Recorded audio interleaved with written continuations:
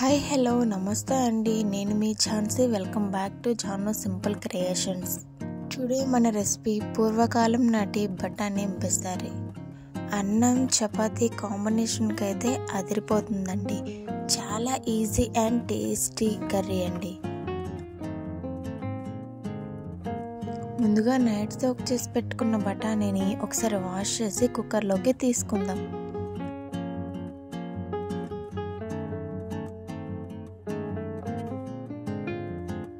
Three whistles వచ్చాక of చేసి pressure అంతా పోయాక తీసి చూస్తే బఠానీ అనేది చక్కగా కుక్ అయ్యాయి.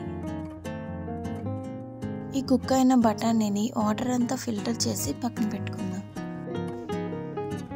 నెక్స్ట్ ఒక మిక్సింగ్ బౌల్లో 1 అవర్ సోక్ చేసి పెట్టుకున్న 3 స్పూన్స్ రైస్ని వేసి అందులో 2 స్పూన్స్ ఆవాలు, 1 స్పూన్ జీలకర్ర, 3 స్పూన్స్ ధనియాలు, 4 రెబ్బలు వెల్లుల్లి, 1 ఇంచ్ అల్లం ముక్క వేసి కొంచెం వాటర్ వేసి కచ్చపచ్చగా ఈ విధంగా గ్రైండ్ చేసుకొని పక్కన పెట్టుకుందాం. అప్పటి రోజుల్లో అయితే రోట్లో రుబ్బేవారండి. మనకు రోల్ అవైలబుల్గా ఉంటే అదే బెస్ట్. కుక్కర్లో 2 టేబుల్ స్పూన్స్ ఆయిల్, అందులోనే ఆనియన్స్, మిర్చి వేసి ఫ్రై చేసుకోవాలి. ఆనియన్స్ ఇలా గోల్డ్ కలర్లో టర్న్ అయ్యాక ముందుగా మిక్సీ పట్టుకున్న పేస్ట్ని వేసి ఫ్రై చేసుకోవాలి. ఈ మసాలా పేస్ట్లో కొంచెం కరివేపాకును వేసి ఫ్రై చేసుకుందాం.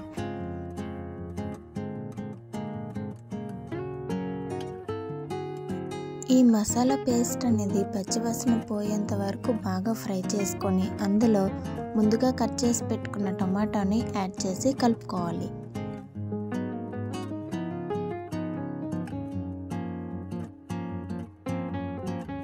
టొమాటో ఇలా బాగా మగ్గాక అందులో సాల్ట్, కారం,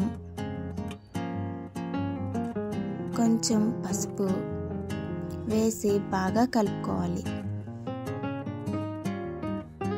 ఇందులోనే ముందుగా ఉడికించుకున్న బఠానీని వేసి అంతా కలిసేలా ఒకసారి కలుపుకోవాలి. ఇందులోనే తగినన్ని నీళ్లు పోసి కలుపుకొని మూత పెట్టుకోవాలి.